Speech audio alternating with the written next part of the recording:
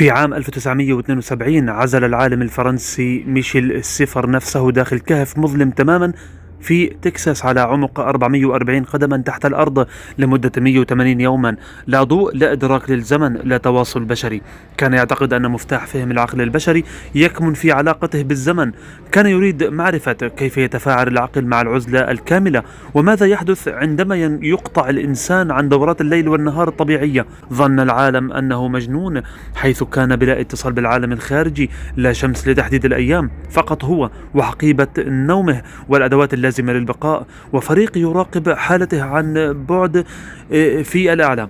الظلام كان مطلقا، والصمت كان يصم الأذان. في البداية حاول سيفر المحافظة على روتين يومي، اعتمد على الشعور بالجوع والتعب وليقرر ذلك متى يأكل وينام. لكنه مع غياب الضوء والساعات بدأ إدراكه للزمن يختل. الساعات أصبحت تبدو وكأنها دقائق، والأيام بدأت تندمج معا. فكك عقله تحت العزلة وتدهورت حالته النفسية بسرعة. بدأ يهلوس، فرأى ظلالا وسمع أصواتا غير موجودة. أصيب بجنون الارتياب، أصبح مقتنعا بأن هناك شخص آخر في الكهف معه.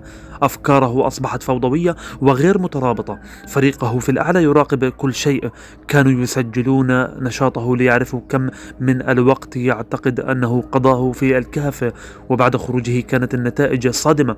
تشوش الزمن الداخلي، الساعة البيولوجية في عقل الإنسان وبالكاد يستطيع النطق، وتدهورت حواسه وصحته الجسدية بشكل كبير، حيث لطالما اعتقد العلماء أن البشر يتبعون إيقاعا بيولوجيا مدته 24 ساعة مرتبطا بضوء الشمس.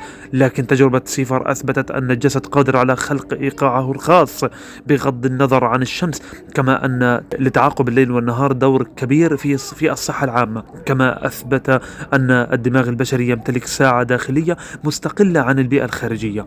أنا إبراهيم من غزة. للمتابعة للمزيد وللتبرع تواصل معنا واتساب، ويعطيكم العافية.